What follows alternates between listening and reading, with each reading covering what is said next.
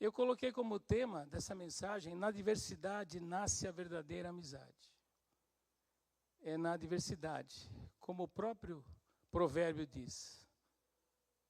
É na diversidade que nasce o irmão, que é mais que um amigo, é um irmão. Irmãos, Daniel, capítulo 1 de Daniel, quero dar uma contextualização para vocês, porque talvez a gente não lembre muito bem da história.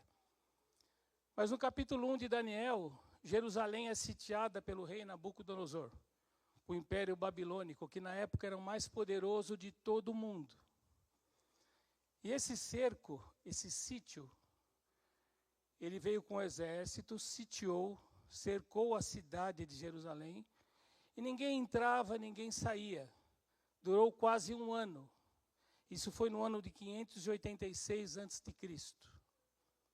Esse cerco durou quase um ano. Não entrava comida, não entrava água, não entrava ninguém, nem saía ninguém.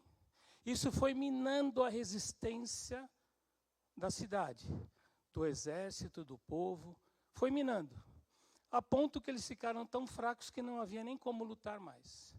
Nabucodonosor invadiu a cidade, destruiu tudo o que podia, só que ele, como era um rei muito inteligente, ele aproveitava de cada cidade, de cada reino que ele tomava, o melhor para si. Ele tomava o melhor para si. Foi o que ele fez. Ele levou utensílios de valor, levou obras de arte, e levou também pessoas, sábios, homens inteligentes, homens capacitados fisicamente e mentalmente, para que pudessem servir no reino da Babilônia. E dentre esses que ele levou, estavam 4 amigos: Daniel, Ananias, Misael e Azarias, que tiveram depois, mais para frente, seus nomes trocados para Beltesazar, Sadraque, Mesaque e Abidnego. Até que o rei começou a ter alguns sonhos.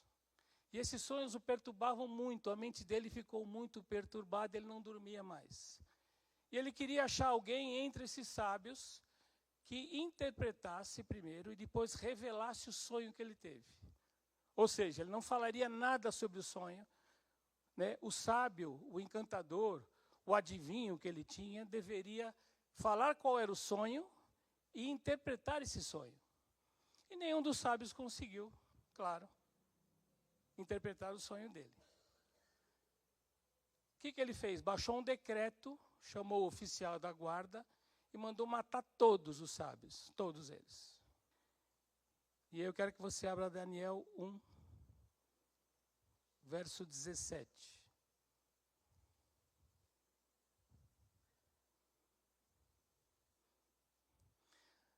Daniel, ousadamente e com a sabedoria que Deus deu para ele, falou para o rei, o homem mais poderoso da terra naquela época, para que ele desse um prazo para ele, para poder interpretar e revelar o sonho dele. Ele pede aos amigos dele que o ajudem em oração, em clamor, diante do Pai, para que o sonho seja revelado a eles, para que ele possa interpretar esse sonho, para que eles não sejam mortos. O objetivo era esse, não era atender à vontade do rei, era não ser morto.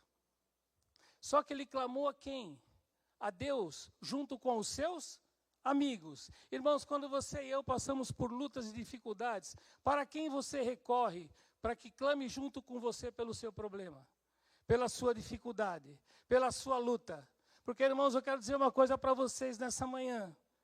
Amigos, pode chover as pencas quando você está bem, quando você tem um bom salário, quando você tem uma empresa, quando você tem um carro bacana, quando você está bem de saúde. E quando tudo isso não vai bem, quem são os seus verdadeiros amigos? Em quem você pode confiar? E eu estou falando agora um amigo da terra. Não estou falando do principal, do maior amigo que nós temos, que é Cristo Jesus. A quem você confia? A quem você vai procurar para rogar, para que interceda junto com você pelo seu problema, pela sua dificuldade? E quem vai se dispor diante de Deus para colocar na brecha na tua dificuldade? Não é a dificuldade dele, é a sua, mas ele se coloca na brecha por você. Quem faz isso?